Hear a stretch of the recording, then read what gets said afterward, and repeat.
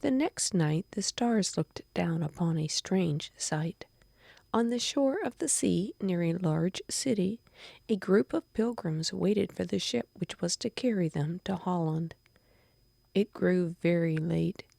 One by one the lights of the city went out, and all was dark and still. Even the little waves seemed to speak in whispers as they crept up to the shore. On a wooden box sat a mother with her baby asleep in her arms.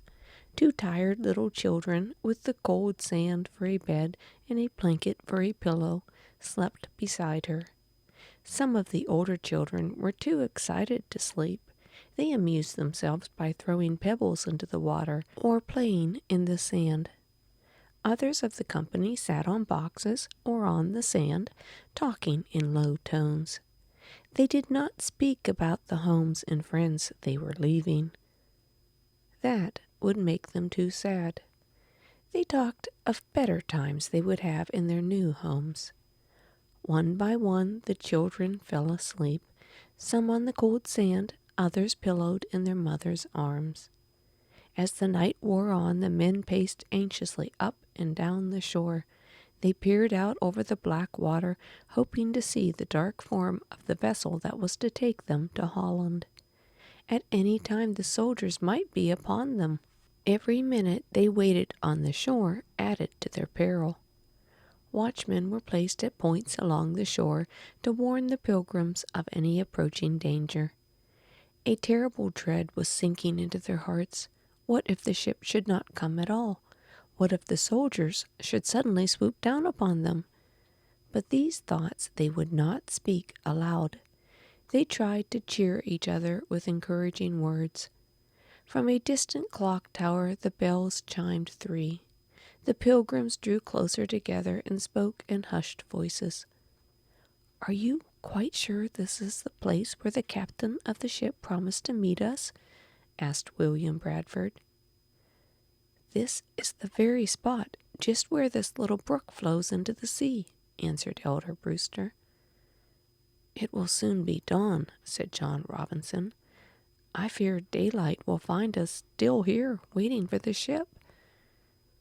"That must not be," replied Elder Brewster, "for the soldiers would soon be upon us. If the ship does not come within an hour, we must seek the homes of our friends. What is that? I thought I heard the splash of oars." In silence they listened, straining their ears to catch the sound. Again they heard it, and their hearts leaped with hope and thankfulness. A moment later, a boat rowed by 2 men was seen approaching the shore. Quickly and quietly the boat was loaded and rowed back to the ship, which lay out in the deep water. Then it returned for another load and another, until all the people and their goods had been carried to the ship. "Captain, let us sail at once, and by daylight we shall be safe out of the king's reach," said Elder Brewster. "I would not be too sure of that," said a stern voice by his side. In a moment the pilgrims found themselves surrounded by soldiers. "What does this mean, Captain?" cried Elder Brewster. But the captain was nowhere to be seen. He was ashamed of his wicked deed and dared not face the men whom he had betrayed into the hands of the soldiers. It was of no use to resist the king's men, so when the first gray light of morning came, the pilgrims again stood on the shore. Last night the stars had twinkled merrily when they saw the pilgrims about to escape King James.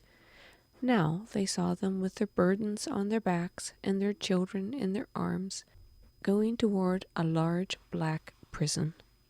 The little stars still twinkled faintly, but seemed to say, "Be brave. The one who made us and made you is stronger than King James." One by one they closed their eyes, as if unwilling to see the prison doors close upon women and babies. In a few days the doors of the prison opened again, and the women with their children passed out. I think they were not so very glad to be free, for their husbands were still in prison, and they had no homes to which they might go. Some had friends in the city who gladly welcomed them. Others returned to Scrooby, where they lived with friends and neighbors. It was several months before all the men were allowed to return to their families. Because he had hired the ship and made most of the plans for leaving England, Elder Brewster was the last to leave prison. He soon found Mistress Brewster and the children in the old house which had always been their home. Another man kept the inn now, but he and his wife were kind-hearted people and had gladly opened their house to these homeless ones. "Jonathan seems 2 years older than he did last fall," said his father that night, after the children had gone to bed. "Yes, Jonathan is quite a man for his 13 years. He helps care for the horses and does many errands for the innkeeper. The girls, too, help around the house, that they might not be a burden to these kind people. Tomorrow we will look for a little home of our own, where we can be comfortable until spring," said Elder Brewster. "And what do we do in the spring?" asked Mistress Brewster.